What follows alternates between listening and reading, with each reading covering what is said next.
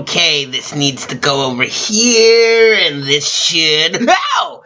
Hey there, ghosts and ghouls! Warlock Boo here, and I'm just setting up for my annual Halloween party. I'm going to have fun. I'm going to have food and games and guests from all corners of the creepypastaverse.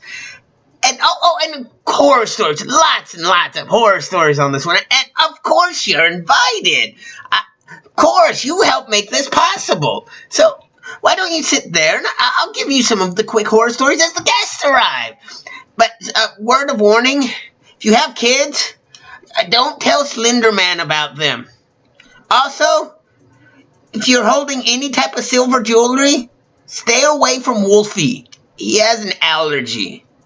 And one other thing, Shadow Reader is a little hungry tonight. I'd stay away from him. He's looking peckish. But, hey, have fun and don't disappear, because I won't know if you're dead or not. But, let's get this party started!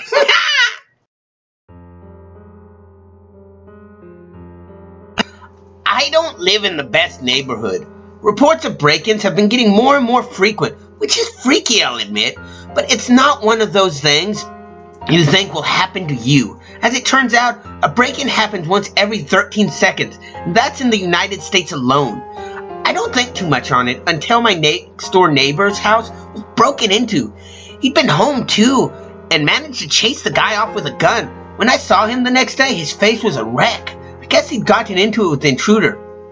He wouldn't talk about it, and I didn't press him. Poor guy has 3 little daughters. I don't think the eldest was even 10 yet. I don't like to think about what could have happened if he hadn't been armed. Needless to say, that hit a little close to home, literally. I went out and bought a security camera that very day. Setting them up was easy enough. The mounting up to the wall, and I'd gotten enough to cover every access point I could think of, strategically positioned. The things are motion activated and record a few seconds of video whenever something alerts them, sending the video to an app I downloaded to my phone. I tested each camera a few times by waving at them and satisfied when went to bed feeling safe and secure. I woke up to a few alerts and started reviewing them as I sat down at my coffee table. They were all false alarms. Leaves falling from the tree, wind shaking the bushes, a stray cat, that sort of thing. Still, it was novel enough to keep me entertained, even when I was just catching the tail end of a car passing on the street. At least until the very last video froze me in place. Something was creeping up my driveway. The camera switched to night vision in the dark, but despite that, the thing was pitch black. No visible features. Almost like someone had taken reality and cut it the abomination-shaped hole in it. It looked almost human. If a human had been stretched to impossibly long, thin proportions, and it walked or bent limbs like some nightmarish spider. I could only watch helplessly as it stretched up and let itself into the window above the garage. I sat in incredible dread for I didn't know how long before I snapped to attention and tried to scroll to the next available recording. There wasn't one. It never left.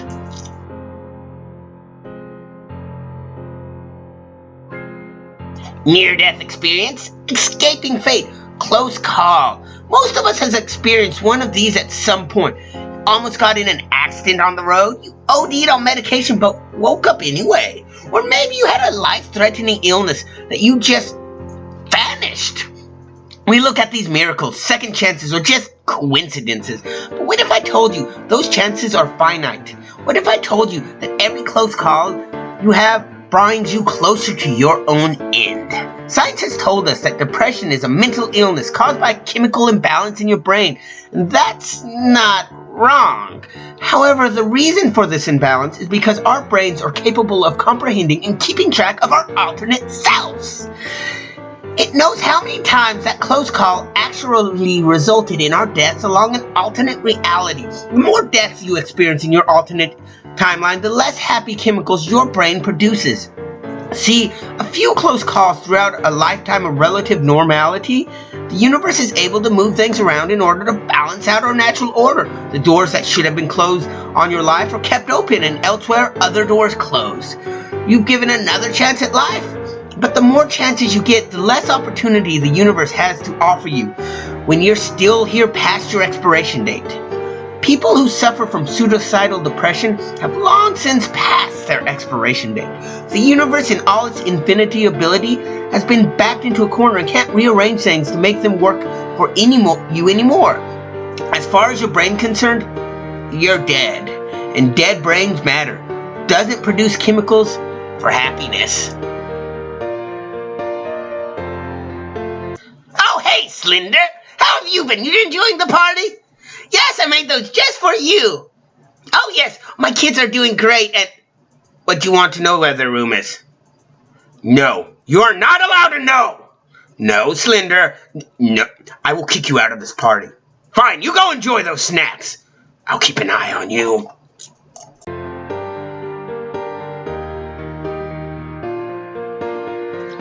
There's a woman in my window and she's going to get me.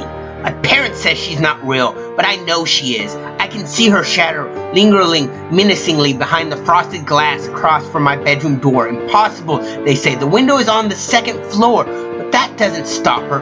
Every night when the lights go out, everyone goes to bed, she's there. As my eyelids start to droop, as sleep begins to beckon, she will make a noise, deafening in the silence of the night. Every night I open my eyes to see her, staring at me from behind the window. She never moves, at least not when I can see her.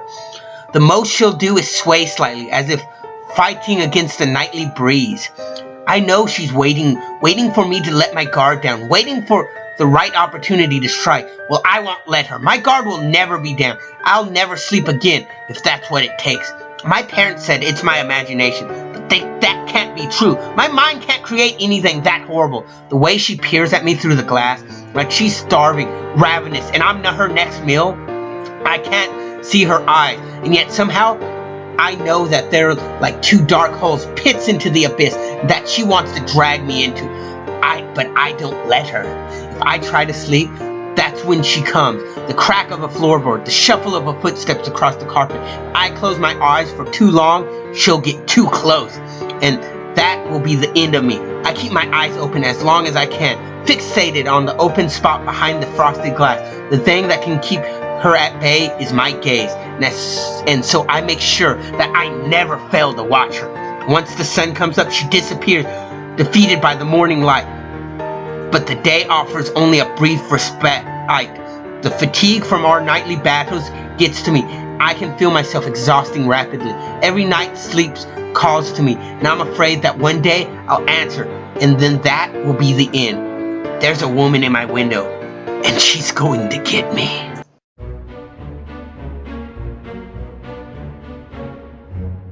Mary had a little lamb, his fleece is white as snow, and everywhere that Mary went, her lamb was sure to go. He followed her to school one day, which is against the rules.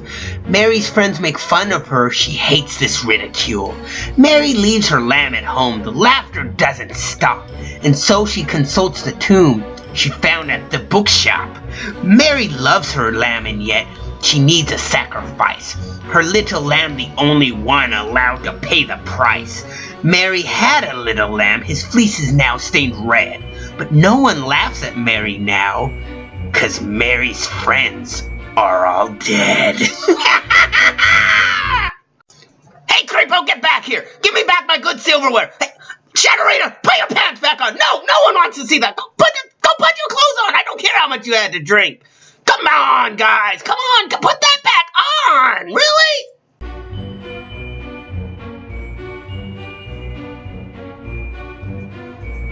Hey guys, welcome back to my channel. Today I'm going to share with you 4 life hacks you have to try. Let's get to it. 1. Are you sick of dog pee on your carpet? Feed Jacqueline's dog to her so that she learns how to properly take care of her pets. 2.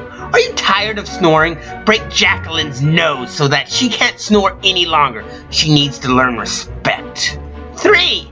Are you expecting guests, but your house isn't clean? Kill Jacqueline's family so that there's no longer coming over. Problem solved. 4. Are you running late for work? Push Jacqueline in front of a train. Now it has to wait. Be sure to smash that like button and subscribe button. First 10 people to hit up my sponsor food box with the code Live Me Hackface gets 10% off Jacqueline's dog. And a huge thank to my Patreon subscriber of the month, Jacqueline.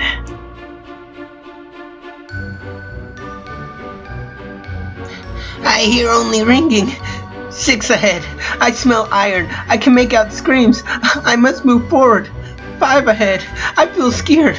I feel sad. 4 ahead. I feel nothing. Am I dead? No, I'm not dead, but I'm in hell. 3 ahead. The screams get closer. I don't belong here. I can't escape. Move ahead. Collect your thoughts. 2 ahead. It's getting closer now. The door. Remember. 1 ahead. As I reached into my memories, I found something. I remember playing volleyball. I was a junior in school. A man watched me. He wanted to bring me on a trip to another country. I didn't tell my parents. 0 ahead. The door is right ahead. I feel so sad. Mom and Dad will miss me so much. The door opens. The man grabs me. I scream. He hits me. The man gives me a shot in my arm. I feel happy. My parents will be so happy for me. Why is everything so funny? I open the funny looking door. I stumble onto the stage. Look at Finn. Look. Highest bid, 15,000. Am I worth that much? Oh. Now it's 18,000. Going once, going twice. Oh, the man grabs me. He drags me off. He has a nice car.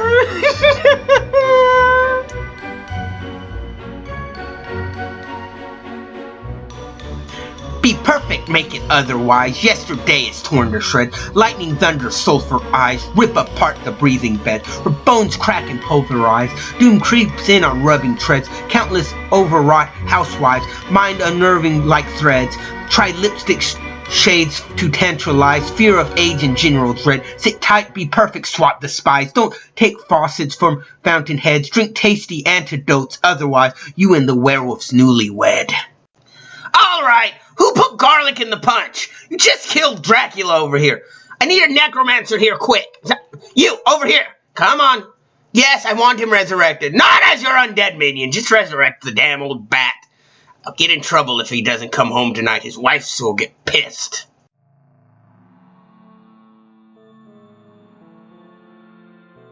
My boyfriend Jordan just got back from the corner shop, and quite frankly, I'm scared. He's not been gone long, maybe 5 minutes max. I actually thought he'd have taken more time. He's the considerate kind, you see. Takes great care with things, even with something as simple as choosing the right soda. Anyway, he got back a few minutes ago with a vacant look in his eyes. I barely had him come in, but he took great care in bolting and chaining the door, and even with the extra locks, which, if I'm honest, neither of us usually bother with. He's in the kitchen now, looking at the knives. I've tried talking to him, asking him what on earth he's doing, but he won't reply. He's taken down the extra sharp one we keep on the top of the cupboard. An unreadable expression on his face. I'm not taking any chances. I run and lock myself in the bathroom. I don't come out until I see a police car pull up outside. Weird. I hadn't called the police yet. I run straight to the door. Jordan is nowhere to be seen now. 2 policemen stand side by side. I'm sorry, miss. Your partner has been stabbed and killed. It just happened just outside, up the road from here. We caught the guy pretty quickly. He had Jordan's possessions on him, including his key, and was circling your flat. Well done in bolting your door, ma'am. That may have well just saved your life. I look back at the knife, still on the table, taken from the shelf. I could have never reached myself.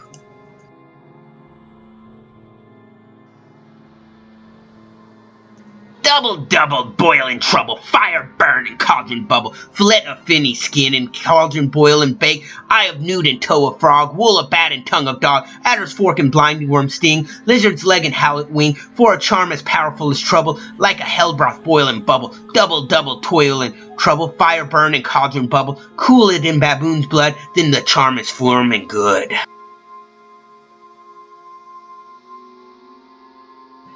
Zombie Guidebook. 1. Try your best to find a safe haven, preferably a location on high ground, and has at least 2 escape routes. High-rise apartment buildings are unsafe as they are too crowded and your chances of an encounter are increased. 2. Stock up on as many essential items as possible. Food, helmet, guns, etc. 3. Do not panic when you encounter one of them. They are technically human too. 4. Hide out of sight. They are able to see and smell you, and once you are spotted, they will conjugate in a pack and hunt at the high speeds. 5. If you are ever spotted, fight back. They tend to aim for the neck and head, so your helmet comes in handy. Utilize your gun to shoot them in the chest or the head if you are able to. Ensure that they are dead. 6. Loot the corpse. Take any weapons they have, such as spears, axes, bayonets, etc. Remove their clothes, extract their brains as soon as possible. They are the tastiest while they are still warm. 7. When safely permitted, search for human survivors. They are likely to take refuge in the North Forest. Approach as soon as possible. The children brains are the tastiest. Hey you! Yeah you! Get out of the sink! It's not for that! I mean, who the hell does that in there?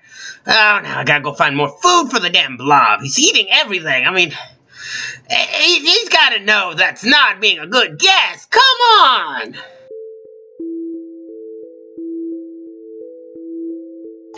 In case you don't know, I'm a rookie cop in a small, rural Pennsylvania town, currently stuck working the night shift. I work your normal patrol shift, driving around public transport, responding to your usual domestic disputes and whatever other wonderful calls dispatch sends my way. There isn't too much to do around here, so teenagers tend to get creative with how to spend their weekend. The town is filled with old farmhouses that rumored to be haunted, so we tend to get lots of calls of teens trespassing in abandoned houses. Every year around Halloween, these calls dramatically increase. I guess your local corn mazes and pumpkin patches just aren't satisfying the need for a good scare to most of these kids. There's one place in particular that we have to keep a close eye on. Glitter's Farm has become somehow of an urban legend around this town. I remember hearing the story in middle school about the farm, and by the time I reached high school, I used to overhear my classmates planning to go to Glitter's Farm in the middle of the night to see if the stories were true. The urban legend is that there were 8 children living on the Glitter Farm back in the 1930s. The temperatures were much cooler back then, dropping into the low 30s at night as early as October. The entire second floor of the home consisted of one room, which were where all the Glitter children slept. Their body heat alone helped keep the temperatures high, but on nights it was below freezing, Mr. Glitter would throw some wood into the fireplace to heat up the home. On one particular cold October night, Mr. Glitter lit a fire before his family went to sleep. Nobody knows how or why, but the entire house caught on fire. Mr. Glitter woke up to the sounds of his screaming children, woke his wife up, and they couldn't escape through the bedroom door. The fire trapped them inside. They were able to get out through the window, and they tried everything. They couldn't get to the children, but it was too late. They lost all 8 of the children in the fire. Over the years, Miss Glitter was so stricken with grief, she eventually took her own life by hanging herself on a belt in their closet. Mr. Glitter continued to live alone and eventually died at the young age of 45 of natural causes. Some people speculate he died of a broken heart nearly 10 years after his wife's death, but the official story says he died of a heart attack. The original Glitter Farm is nothing more than a burnt foundation in the middle of an overgrown field. The land has been bought and sold so many different farmers over the year to use as livestock. Story goes, if you drive to where the original farmhouse once stood and light a fire, then the ghosts of the children rush to put out the fire. As I'm sure you can imagine, this because it has become a big problem with teenagers testing the old urban legend.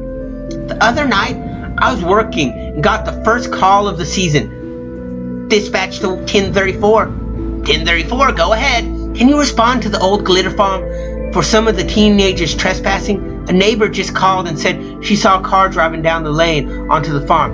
10-4. I finished my last late night snack on some almonds and headed towards the old farm. I turned down the gravel lane and shined my spotlight in the direction of where the original farmhouse once stood. I wasn't surprised when I found a car sitting on ahead idling. I pulled up behind the car and parked my cruiser. I walked up to the car and was surprised to see no one inside. Keys were left in the ignition and the car was still running.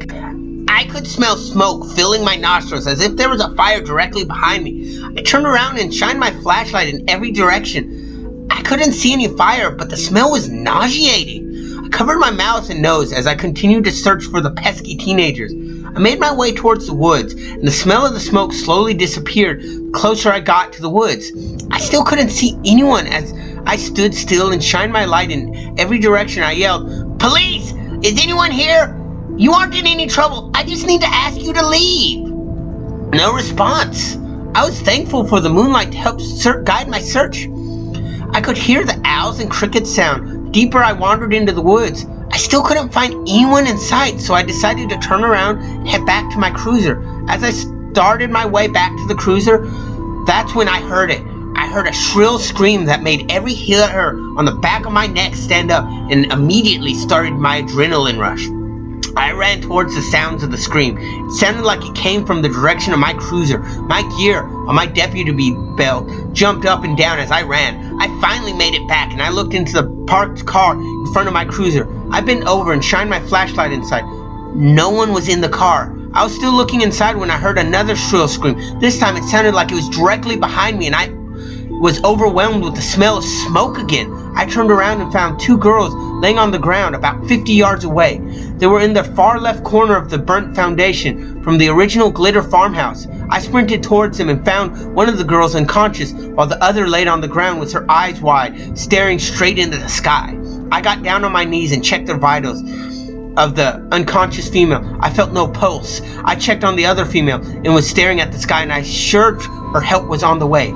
I didn't know what drugs these girls took, but they needed help now. I got on my radio. 1034 to dispatch. Dispatch, go ahead. I'm going to need an ambulance to my location for a possible overdose. I have one female who is unconscious but unresponsive and another female who has no pulse. Show me starting compression. Dispatch 1034, revive. We show you starting compression at 310. I straddled the female and pressed down on her chest as I taught in my training. I could feel her cartilage snap from her ribs on her first compression. It was a feeling I will never forget. I continued to compress for approximately 3 minutes, by which time my arms felt as though they were going to fall off their sockets. The ambulance arrived on the scene and loaded up both females. I went into work the next night and found on the dispatch my effort. The one girl didn't make it. I fucking tried so hard. An autopsy showed was conductive and found that her lungs were filled with smoke and not a single drug was in her system. I called the medical examination office and spoke to one of the investigators working the night shift. "Hey, it's Officer Brakely. Can you explain to me what happened with the autopsy for the girl you got last night?" "Oh yeah. I wasn't the one who handled it, but I read the report and talked to some people. The girl's lung were so burnt and filled with smoke, it was as if they took her body right out of a fire.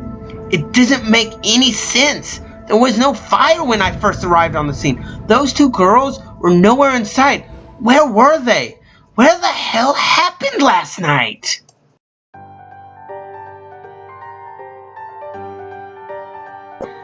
I think my son is an eldritch horror. No, I don't mean that in the sense that he's a metric pain in the ass, although he is. I mean, I think my son is a literal eldritch abomination, and before you ask, I'm pretty sure that my wife wasn't shagging Satan or Cthulhu, or some other Lovecraftian horror. My suspicions about my son's possible world-ending nature started when he was about 5. We were having a problem with rats at the time, and no matter how hard I tried, those pesky little fuckers just wouldn't die.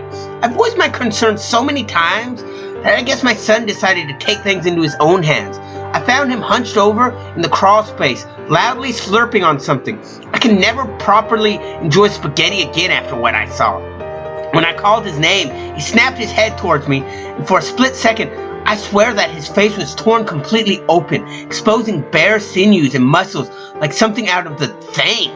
I blinked in shock, and his face returned to its normal, innocent, cherubic state, with the exception of a rat tail hanging from his lips, which was promptly slurped up. I never did tell my wife the real reason why all the rats suddenly disappeared. Now I thought, that was pretty damn weird. But nothing came out of it for a couple years. The next event happened in middle school. My son was always a quiet kid. I think he just liked keeping to himself, but apparently some douchebag, ill-raised brat had been bullying my son. I guess the kid thought my son would be an easy target, and I don't mean to gloat over a middle school kid, but that fucker thought wrong. When the brat thought my son could do nothing do without his lunch money, I guess my son thought the kid could do without his facial features. Oh boy, that was one phone call I will never forget anytime soon. At least my son never got bullied again. After that incident, there was another lull in strangeness until now. Now my baby boy is going into high school and incidentally also going into puberty. It's been strange to say the least. He's been very hungry recently, devouring everything in the pantry and then some. I found a couple of corpses in the basement. And mind you, we didn't have a basement last week. I tried to teach him about stranger danger, but I see too many people in red robes coming and going, then I give up on the endeavor. I can't sleep anymore because they've been keeping me up all night with some inconsistent chanting. To top everything off, my son's been shedding. Maybe molting's the right word. I keep finding these chunks of slimy skin all over the place. I guess what I'm trying to say is, I used to Scotch Guard or OxyClean. Eldritch molting skin is very hard to get up off the upholstery.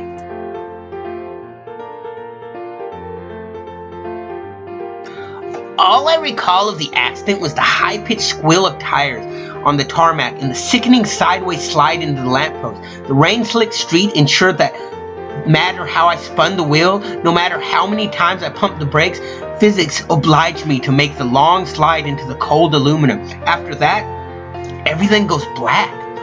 Until I woke up here. I had bandages over my eyes. My senses were limited to touch, smell, and sound. Rather than the clean antiseptic scent of a hospital, I smelled the cloying and slightly sweet smell of animal manure. I felt rough straw under my back. My hands were in some sort of strain, so I couldn't remove the bandages. I heard the unmistakable sharp sound of hoofs on the hard floor coming closer. I felt pressure wave in the air and the approach of some massive beast. The smell of the room gradually changed to include a musky, sweet odor. Heat mixed with the smell to give me the impression of something immense and powerful looming over me. I see we're coming around a bit, eh? The voice was deep and rough, edged with malice. I strained to see through the thin gauze, catching only the faintly outline of a huge dark head hovering near me. Can you take off these restraints? These damn bandages? I can't see a fucking thing. Where am I asked. Your eyes were damaged. You were badly hurt, and we don't know the extent of your injuries. I need to finish my evaluation. Now that we've got you more stable. I thought I heard the sort of terrible mirth in the last words. I shifted in the straw and felt something in my right thigh grind together, like a bag of ice. Bolts of pain shot through me, agony bringing tears to my eyes. A strange short word escaped my lips. Nurse, we need more Calvin film, and get the right pelvic limb while you're at it. I heard the squeaking machinery being wheeled into the room, heard metal plated being slid under my neck and leg, then followed a soft whirling and a lock click, and the metal x-ray constant were slid out from under me. The pain in my leg exploded again, and I nearly swooned. Can I get something for the pain? Everything everywhere hurts, I pleaded. I heard a decisive snort, felt a wave of hot gas-scented air wash over my face. We'll see what we can do, I heard him say in a low voice. I heard the wobbly sound of an x-ray film being slid onto viewer, then a soft weakening sound. The next sound made my blood run cold, and I felt my bladder release, the metallic scraping of a bullet being pumped into a chamber of a gun.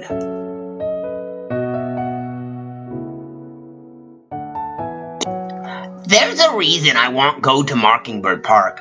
Not just 'cause it's creepy. Not just 'cause it's dark. There are twisty, twiny trees. There are weeds and neglect. But worse than that all is the mocking effect. As you walk the park paths, you'll hear a faint echo. Footfalls your own in the dim and grime ghetto. coming closer and closer as if someone is there. You whirl and see no one, just fog on the air. So you whistle, it whistles, you cough, and it coughs. Then from a murky mist, a gray shadow breaks off. It's the height and your size and your very same shape. And then it's upon you. No time to escape. You suck in the cold air and then poof, it moves through you. You laugh at yourself. A shadow can't chew you. But you turn and see someone who's walking away. The person you're doubled, you glimpse in dismay.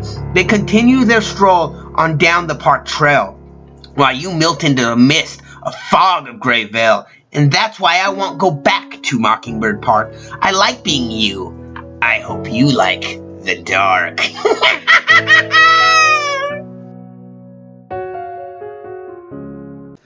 Oh, it's finally over. Damn, that was way longer than it should have been. So many gads doing so much crazy things. I guess that's what you get when you let them all run loose with not being able to kill anyone. Next time, I'll have to get some cannon fodder for them to focus on.